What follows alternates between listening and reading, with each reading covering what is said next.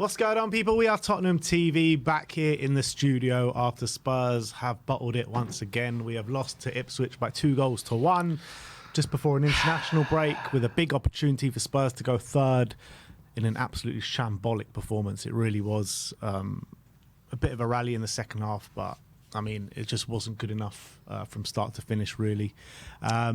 Look, we'll get into the nitty-gritties of the match review. I was there yesterday and God, I left that stadium feeling so depressed. I went after the game to go meet Brian. We were gonna have some drinks together and stuff in the pub, and I was like, I need to get out of here, man. I just need to get out of here. And I did a quick video with him, and I just darted off quick time. But what did Brian ever do to you? Poor Brian. Nah, he was with many people. He didn't need me. But look, let's get into the match player ratings, and we're going to start off with Vicario. Sim gives him a 6. I gave him a 5.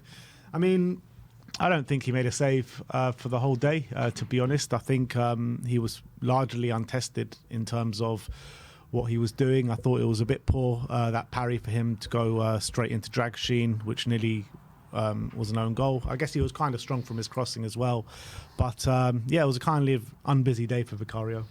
Yeah, I thought actually his distribution was quite good in this game, but that's all pretty much he had to do. Both goals, I don't really blame him too much. I guess the second one, as you say, the parry wasn't the best, and maybe he could have got it away from Dragusin and he didn't get a strong palm to it, and he got a big enough palm to make it a bit wider. But other than that, I think he had to make one other save throughout the day, which was a simple save. I think all other Ipswich chances there, they hit the bar or they went wide. Sorry, he made a save in the first minute, didn't he? That was a decent save from Smodics, but that was the only save he made all game. So, yeah, I think his distribution was good though, and if we made better use of it, we could have created a few chances, but we didn't, unfortunately. So, Pedro Porro up next. Sim gives him a 5. I gave him a 4. I felt he was poor on both goals, to be honest. Not being aggressive enough, not being combative enough, and I felt like he was out of position a lot, to be honest. And they were giving us no ends of problems on the flanks, and he was nowhere to be seen for a lot of them. I thought defensively he was really poor. In the second half, well, first of all, in the first half, I thought his passing was really off it. He did grow into the game a little bit in the second half and tried to push the ball up the pitch and showed a bit of good passing, but I thought he was really poor throughout. And I was calling early in the second half for Jed Spence to come on. I thought going forward he was actually pretty good. Corners wise, obviously got the corner, took the corner for the goal, and also took the corner where Solanke had the goal ruled out. And I thought his corners a few of them were threatening, but a few of them did go into Murich's arms, which was very frustrating. Defensively, first goal, he's caught ball watching, to be honest. I think it's actually more on Johnson, which we'll go into in a minute, but I also think he could be a bit more aggressive there. Second goal, I think he's got a problem with the second goal, which when we play against a back five, it's a problem I've highlighted when with our fullbacks. They don't know whether to go, when the team plays a back five, our fullbacks don't know whether to go with the wing back or go with the inside forward when we're playing a 3-4-3. And Leif Davis is coming forward. He goes towards Leif Davis and it leaves Smodics completely free to run in behind, and they get the second goal. So I have a bit of sympathy because he had two men, but it still wasn't great. Could have been more aggressive, got to Leif Davis a bit quicker. On the ball a bit better, but yeah, defensively wasn't a good game for him, so 5. Radu Dragusin up next. 3s all round from Radu, and after the really poor performance out in Turkey in midweek, you really wanted to see a response from Radu, and you just didn't see it, man. I think he wasn't aggressive enough. I thought he was getting out-muscled a lot, beaten in the air a lot. Obviously, he nearly scored that own goal, but Delap nicks it off him and smashes the ball in the back of the net. I just thought it was a poor performance all round, and his frailties on the ball, playing out the back as well, shown again. So really poor from Radu, really. A lot of people questioning Radu now after this game, because despite having good games against City and Villa, the last 2 games have been absolutely horrific, and his lack of ability on the ball has really been there for all to see. And I think his in the first minute he set the tone with that bad mistake. He heads it right up in the air under no pressure, and then he loses the ball to Amari Hutchinson, allows Hutchinson to breeze past him, and they get a chance from it in the first minute, and they kind of set the tone for his game. I thought for the first goal, he's obviously gets caught out wide. I think, as you can see, Udogie fills in, but he's not aggressive enough to try and stop that cross. If you're going to be out wide as one of our main headers of the ball in the box, you've got to be aggressive at making sure you're stopping that cross. Doesn't do it, and it leads to a goal. The second goal, obviously I have a bit of sympathy because it hits off him very quickly, but he also, if you look in the build-up to that goal, he keeps everyone on side. Smodics is he's the only one keeping Smodics on side for that goal. So as much as he has sympathy for how it ended up in the back there, he doesn't have any sympathy for me when it comes to how he kept everyone on side for that goal. He was the deepest by far. Everyone was in line with the penalty box, and he dropped deep and kept everyone on side. As you say, on the ball, he just looks so awkward. You always feel like he's about to give it away, and when he actually completes a pass, it's like a nice surprise. And that is something that he has been a problem ever since he's been at Spurs, and at the moment it hasn't improved at all, really. He looks like he's very easily pressable. He looks like teams are basically using him as a pressing trigger as well because of his awkwardness on the ball. I don't know whether it's because he's on the left-hand side of defence, but I don't think, even if just because you're on the left-hand side, it shouldn't make that big of a deal. Like, if you're comfortable on the ball, you're comfortable, whether it's the left or right, and he just doesn't look comfortable at all. And defensively, he just didn't dominate Delap. I know Delap is quite a physical striker, but he couldn't dominate him at all. And Delap he's supposed to be a physical centre-back. I know, That's exactly. supposed to be his main trait. And he was naive, was giving away stupid fouls. It was just a terrible day for Dragusin, and he just looked all over the place, to be honest. A lot of people were pinning back for Dyer. Look, I think when you're talking about characteristics on the ball, I think Dyer is a lot better than Radu in that aspect. And you're looking at Davinson's performance out in Turkey in midweek. So I'm doing pirouette. Oh, mate. You see that? Davinson at the moment looks better than Radu Dragusin, which is really, really worrying. And we speak about a lot, don't we, about the signings that have come in since Ange has been manager, right? And about how each player has been profiled really correctly. I think this one has been probably the worst of the lot in terms of pure profile, because he doesn't look like the right profile to play in Ange's system. I agree. At the moment, it's still quite early on in his career, but at the moment, I can't really see what they've seen in him to think that he's perfect for the system. Yeah. He's not good on the ball. He's not lightning quick in behind. I think he's not slow, but he's not like the quickest, similar pace to Romero. And, when we know with Ange's system, you have to be very good in when you're one-on-one defending. You have to have pretty good pace. I mean, he's got good strength, but and he's good aerially, but you have to be good on the ball. You're going to have a lot of time on the ball, and when you're isolated, and you're going to have a good passing range. He doesn't have that. So there are centre backs out there who are far better than him on the ball. So I don't really understand at the moment why they've pulled the trigger on him, but. Look, it's still early on in his Spurs career. He's still young as well. He's 22, so he can improve. But look, you're comparing him to Van der Ven, who's also 22. They're worlds apart at the moment. Yeah, absolutely. Kuti Romero up next. Sim gives him a 3. I gave him a 4. A bit of a surprise inclusion. We did hear that he could make it in this game, and I don't think he looked totally fit, to be honest, coming into this game. He looked a bit of a yard off the pace, to be honest, throughout the game, and I thought he put in a poor performance. It wasn't the Kuti that we know. I know he's had some bad mistakes this season in terms of leading to goals, but I think throughout the game you just didn't see that aggressive Kuti that we know and love. We didn't see the unbelievable ball playing ability to play it out the back, and it was just a bit of a lackluster display from Kuti.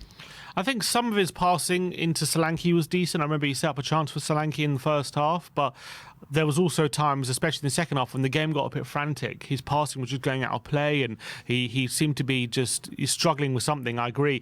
I think for both goals, he's culpable as well. I think the first goal, his header is nowhere near strong enough. He gets a good contact with the cross, and he allows Delap to outmuscle him a bit and stop him getting a clean clearance on it, and he ends up heading it up in the air rather than out of the box. And also for the second goal, as much as Dragusin is keeping everyone on side, Romero just stops. Romero has Smodics, he's got him in his sights, he's tracking him, and then he just completely stops and allows Smodics a free run. Like, maybe Romero's thinking, the plan is as soon as you hit the line of the penalty area, you stop because everyone's going to keep him offside.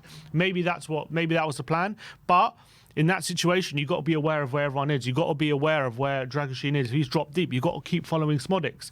And that's sometimes a problem with Romero when it comes to leading that back line and making sure that everyone's doing their job. Ange just said in previous interviews that Romero's not much of a talker, and he leads by example a lot of the time. But, you know, sometimes we've seen all the best backlines. They have communication. You have to have communication with your other teammates, and that is something I don't know if it's a language problem or what, but clearly it's something that Romero struggles with, and he just does stop. He stops and allows Smodics to get in behind free, and that's inexcusable. Whether it's keeping him offside or not, he's got to be aware of that situation. And I thought he did struggle with Delap for a lot of the game, similar to Dragusin. I thought Delap was up for a battle, and Romero, I agree with you, just didn't seem completely fit, and he didn't seem up for it yesterday. So, yeah, gave him a 3. Yeah, and you see him, don't you, on the pictures on the way to Argentina, all smiles with Lisandro Martinez, and it just makes you think, like, did he have one eye on this trip to Argentina? Because we all know how much he loves playing for his country. Did he want to stay fit and not give his all in this game? I'm not going to, look, I am saying it, aren't I? But it just like has that question in the back of your mind. But Destiny Udogie, 4s from Sim, 5 from me. I felt like he showed a bit of good link-up play up and down that left-hand side with Sonny. But apart from that, again, defensive frailties in there from Destiny. I felt like it wasn't just him; it was both wings. We were just so open on both sides of the flanks, and he was a big part of that. Yeah, first goal obviously comes down that side. He is filling in for Dragusin, so I'm not going to mark him down too much. But obviously, we do get caught out down that side. I think majority of it did pretty well. A bit of it came down his side as well, actually, I have to say, that, especially that chance in the first minute. Again, not sharp, not looking for those opportunities to be aggressive. He had a few decent interceptions, but you know, he had a rest on Thursday, so you thought he would have been at his best for this one, and didn't make enough of an impact in the final third. And I thought defensively just wasn't at his sharpest, Destiny. Rodrigo Bentancur, Sim gives him a 6. I gave him a 7. I thought he was the only player on the pitch that comes out with a little bit of credit in this game. I thought he was aggressive throughout in the middle of the park. He obviously tried to drag us back into that game with that bullet header into the back of the net. But I thought he was at it for more or less the whole time he was on the pitch. You know, how many times was he winning the ball back in the middle of the park for us, trying to set us up on our way to go up the other end? It's just a shame that none of the other players showed the kind of, you know, it just seemed like he wanted it, but none of the other players really did. Yeah, I think he was our best player on the day, to be honest. And he obviously got the goal from the corner. He also got the assist for Solanke's goal that was ruled out. I thought in the middle of the park, I think the stat he won 7 tackles. So that goes to show you how much work he put in that middle of the park during the 90 minutes. However, for the second goal, I think he's got to bring down, I think it's Hutchinson. He has to bring him down. When they're on a counter-attack there, he had 2 bites at it, and he couldn't win the ball. He goes diving in, and obviously as soon as he loses that challenge, he leaves us exposed. So I do think, you know, he's a bit culpable with that goal. I think that, look, the goals are a bit of a shit show all round, but he has his part to play. And there was a couple of times, I thought, in the second half where he takes the ball from the centre-backs. He actually gave it away in very poor areas, and it nearly cost us another chance. But, you know, I'm willing to overlook it a bit, because I do think, by and large, he was the one in the middle, looking to be a bit more aggressive, looking to force the issue a bit, and actually had a bit of quality. He played that beautiful ball, I thought, in the second half to Brennan Johnson, who was going to be through on goal, but his touch took him a bit wide, and he disguised it so well. If you watch it back, it's an unbelievable ball right into Johnson's path, and Johnson should have done more with it. I think, by and large, he was our best player. Yeah, by far. I don't think there was any comparison. Like I said, I think he's the only one that comes out with a little bit of credit from this game. Pape Matar, Sim gives him a 4. I gave him a 5. Unfortunately, he did go off injured, but Ange said it was just a knock and he should be okay. So that's, you know, I guess good. But I felt like actually on the ball with his long passing, he was actually pretty good, Sarr, in this game. But I felt like uncharacteristically, it was actually off the ball where, you know, he let us down on a number of occasions in this game. He tried to keep the ball moving, keep the ball ticking along, but it just wasn't like the Sarr performances that we've seen in recent weeks. And he's been getting rave reviews from Spurs fans. Unfortunately, this is a step in the backwards direction. Yeah, it just wasn't a great performance. I don't think he got involved enough on the ball, to be honest. I know he had some good switches of play, which is all well and good, and that's something you need to do. But I thought in this kind of game, we're playing against a back 5. You know, we're playing against a team setting up to kind of frustrate us, and he didn't really have the incisiveness on the ball to break him down. And he's been getting goal contributions recently. I'm not asking him to get a goal contribution, but make an effect in the final third, and he wasn't able to do it. He obviously did do some decent pressing, which obviously there was one point which led to Ipswich's second goal, but we had a brilliant chance just before Ipswich scored. It wasn't down to Sarr where we missed it. He won the ball back for Spurs to go on the attack, and unfortunately we didn't take advantage of it. But I thought he should have been taken off earlier, maybe even at half-time, bring on Maddison and really go for it. He didn't do that. But I thought having Sarr in this game, what would bring us pressing-wise would be of real advantage to us. But at the end of the day, we couldn't really press effectively in this game. So his use in the team for this game wasn't as much as it could have been. Decky up next. Him gives him a 3. I gave before. Definitely, I think it's up there with the Palace display for me. To be honest, 2 really bad displays from Decky. Probably when we needed him the most. He's been brilliant throughout the season. Really poor performance. He failed to make an impact going forward by any stretch of the imagination. Probably should have gone off a lot earlier than he did. Or did he go off yesterday? No, he didn't. No, he stayed on. Yeah, he could have gone off onto the right wing. He should have got taken off because he just failed to make any sort of impact going forward. He really did. And then, what we know about Decky, he wins the ball high up the pitch. He's like a bull in a china shop when he's on the ball, and we just never saw any of that. Yeah, he looked completely off it. He did, and I've no bones about it. He was anonymous. I thought at times in the second half, maybe he takes off Decky and brings on Madders, and that can give us a bit more on the ball, because Decky wasn't really offering anything. Very little quality in the final third, wasn't really getting the ball in any good situations, wasn't using his body strength like we know he can. And as soon as I thought as soon as Ange put him off to the right wing, he was out of the game, and he really struggled to provide anything. Apart from there was one moment where he ran down the right-hand side, went past one player, cut it back on his right, but unfortunately the ball wasn't accurate, the cross wasn't accurate. But he didn't really offer much on that right-hand side, and he was out of the game at that point. So it was really, really, really frustrating game for Decky, and I thought he could have easily been taken off earlier. But if you're going to leave him on, just partner him with Madders. That's what, and try and get that dynamic going again. But he didn't do it.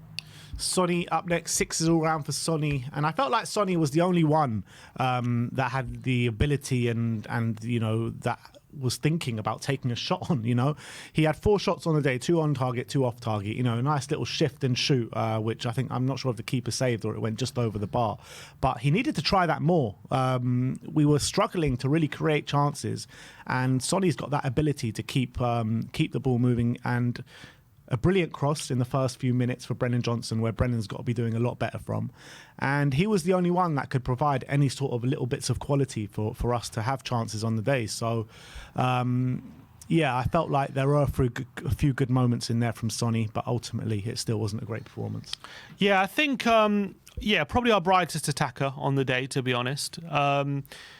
He obviously put a ball on a plate for Johnson in the first few minutes, which was a beautiful cross. Probably the best bit of quality we saw from any of our attack the whole day was in the first 3 minutes, and who little did we know was going to peak at that moment. But a beautiful ball. Johnson has to be scoring that. I thought he didn't quite have his shooting boots on. He had a few efforts. One of them forced a good save out of Muric. The other 2 blazed over the bar, really poor efforts. And then he had one moment in the first half where he looked like he was looking really sharp. He jinks in between 2-3 players and then tries to bend it into the far corner. And unfortunately, it doesn't quite hit the corner, and Muric comfortably hangs onto it. I think one of the big moments that Son will be really upset about himself, and obviously that's probably a big moment in the game, was just before Ipswich's second goal. He's got a chance to either lay it on a plate for Johnson or Solanke. Or even cut inside and shoot. He's on the left-hand side. He gets played in after we win the ball high up from Muric, and his ball is poor. It's ahead of Solanke. It's behind Johnson. It's literally, and it could have even pulled it back for Decky. Doesn't do that as well. And unfortunately, that moment there, instead of going 1-1, they then broke on us and scored, Ipswich. So that was a really big moment in the game. I also want to say in that second half, he moved into like the number 10 position for like the last 20 minutes, and it just didn't work. Shocking. It didn't work. I don't know why we did. If we're going to move Son inside like that, either you partner him up front, get him really high up next to Solanke, or you just bring on Madders and get Madders in the 10, because Son just not a 10, and he was running around. He was kind of looking to pick up the ball every which way, and he wasn't finding any sorts of spaces. He wasn't really picking up the ball in any areas where that he could affect the game. The actually only moment he did affect the game was when he somehow found himself back out wide, and he played a beautiful ball to Werner, who blazed it over the bar. That was actually a good moment from him, but he went back out wide for that moment. Son in the 10. I don't want to see that as an experiment again, to be honest.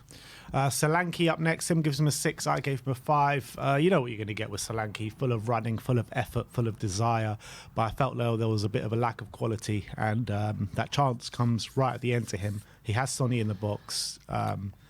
It was a poor effort. So either you need to put that in the back of the net, or you need to square it to Sonny. That ball has to go into the net, back of the net, at some point. And yeah, look, he put effort in, but ultimately it was poor quality. Yeah, I think he gave Ipswich a bit of trouble, but we couldn't really get near them with our pressing, which is a big concern. I don't think it was all down to Solanke, but he didn't seem obviously at his best. Clearly, he nearly went off just before half-time. Werner was stripped off and ready to come on, and then he sat back down because Solanke looked like he picked up an injury. But he did use his strength on a couple of occasions. There was one moment Romero plays the ball into the box in the first half. Solanke's able to take it down on his chest and forces a good save out of Muric. Obviously, that moment in the second half, he pounced on an Ipswich mistake and should have squared it to Son. That's a big moment for him in the game, and he took the bad decision. It was a poor finish as well. Really unlucky as well. Just after half-time, looks like he gets us back in the game, and he just hits it off his own hand. It's so unlucky in that moment, because he gets the contact on it, and if it doesn't come off his own hand, it probably goes in the back of the net. Unfortunately, he hits it onto his own hand and it goes in. And in the modern day football, that's got to be ruled out. So if that goes in, with extra 20 minutes on the clock before getting back in the game, maybe it can be different. But didn't happen. Just one of those days where it goes against us. But I thought he gave him trouble, but unfortunately wasn't enough trouble. Yeah. Brennan Johnson up next. Him gives him a 3. I gave him a 4. I mean, what a poor display it was from Brennan. First of all, in the first minute when Sonny puts that on the money for you, he lets the ball attack him instead of him trying to attack the ball and put it in the back of the net, and it just hits him and goes out wide. Every time he got on the ball and tried to put in a cross, it goes straight into Muric's arms. I felt like every time the ball came to him, it just kind of like bounced off him. It was just a shocking display from Brennan, and he had a few opportunities to put the ball in the back of the net, and he failed every single time. And it was just one of those displays from Brennan where you're thinking, yeah, we need another right winger to come and compete with him. Yeah, terrible day for him. As you say, awful miss for the first goal. Sorry, in the first minute. That has to go in. No bones about it. That has to go in. I will say he was slightly unlucky in the second half not to get a penalty, because I thought Leif Davis definitely handled it, and he had his arm out when Johnson crossed it. And on the replay, it is touch and go whether it was in the penalty box or not. But if it was, I think that is handball, and maybe you would argue you could have had a penalty. But what I want to say about Brennan is he's a coward. Absolute coward for what he did in that first goal.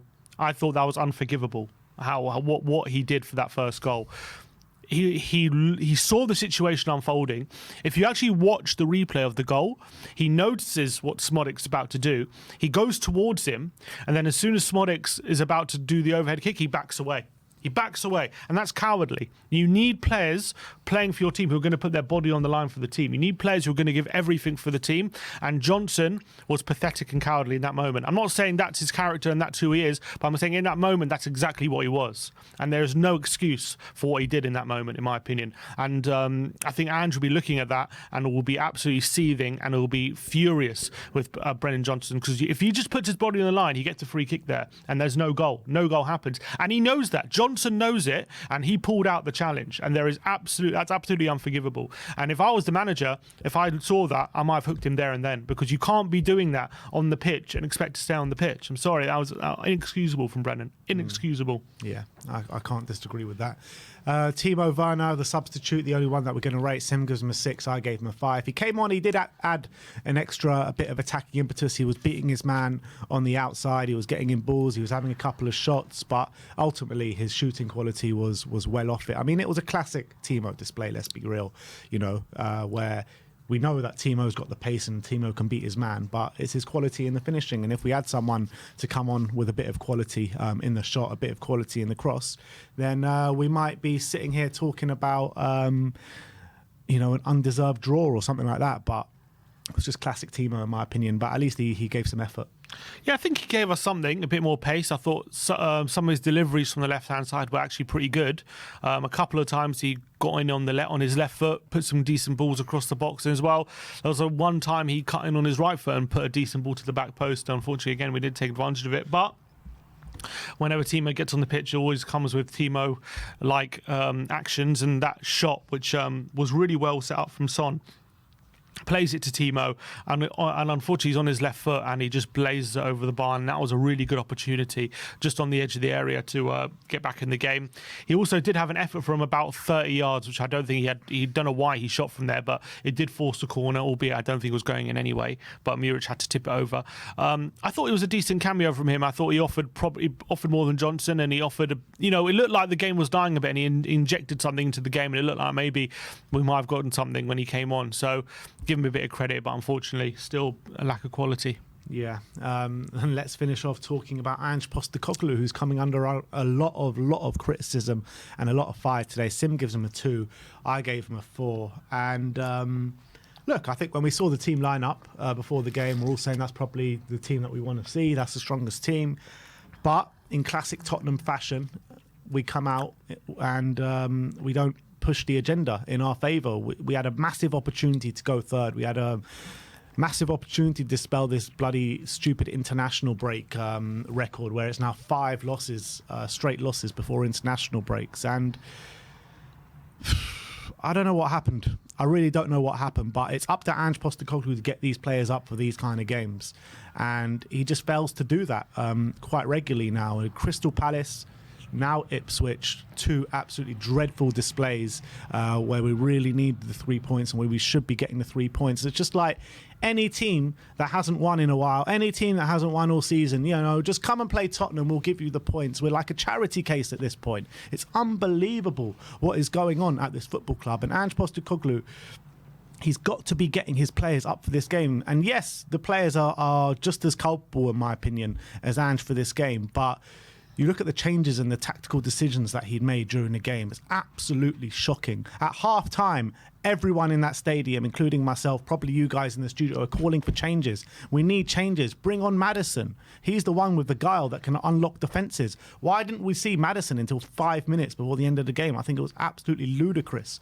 To put Son in the number 10 to change up the tactical formation. Every single time Ange makes a tactical switch in the latter stages of the game to try and push the agenda in our favour, it goes horribly wrong. It seems like he's got this one tactical setup of playing, and if he can't do that, anything else he changes to, he falls flat on his face.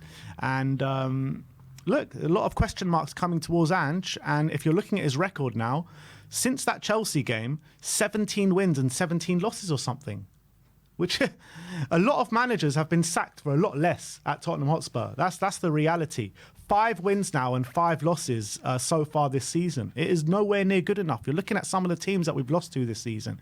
Crystal Palace haven't won a game all season and still haven't won a game by the way, after the Spurs game. Ipswich haven't won a game all season. 2-0 up against Brighton.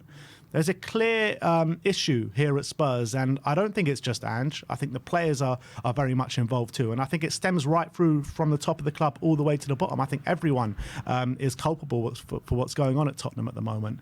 And if you're going to ask me whether I'm Ange in, Ange out, I don't think sacking Ange changes anything. I still believe that we need to stick with the project.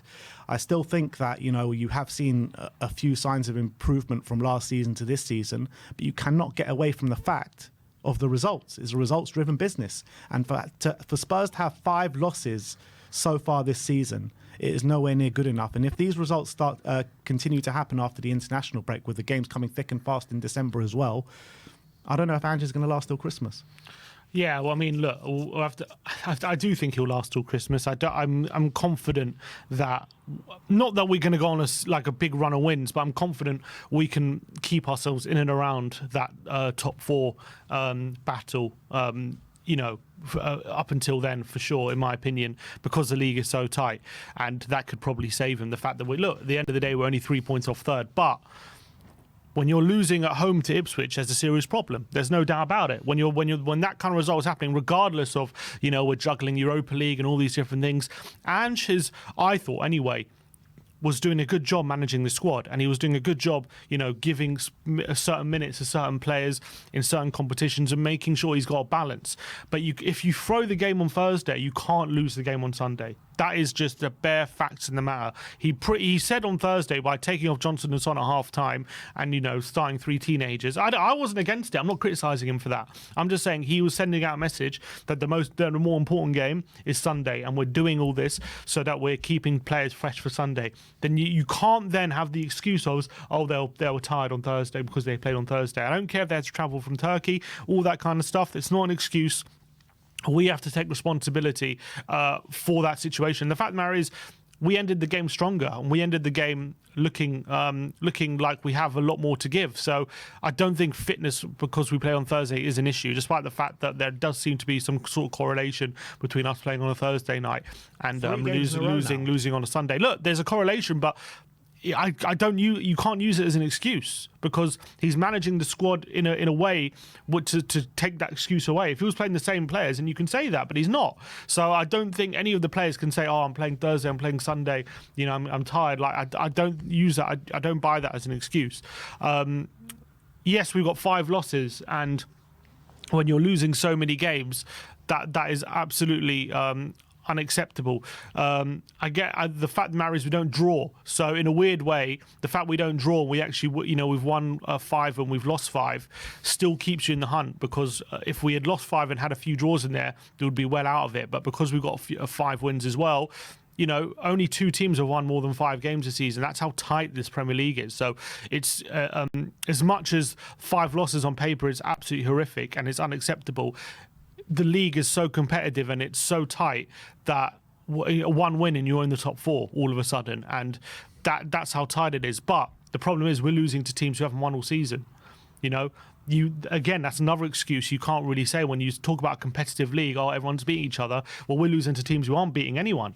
That's also a big red flag at the moment, and that doesn't give you confidence that we can go on and beat other teams when you're losing to teams who haven't won this season.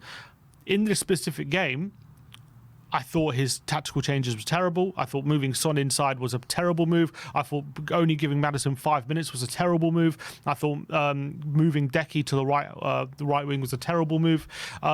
He should have brought Maddison on at half time. I don't know if there's a beef going on with him and Maddison or something at the moment, but I understand that Sarr deserves the spot right now because of how well he's playing. But to not put Maddison on until 5 minutes to go in a game like this, when we're losing against a team who are second bottom of the league, clearly you've been suffering with confidence and with defensively as well. I've conceded quite a few goals.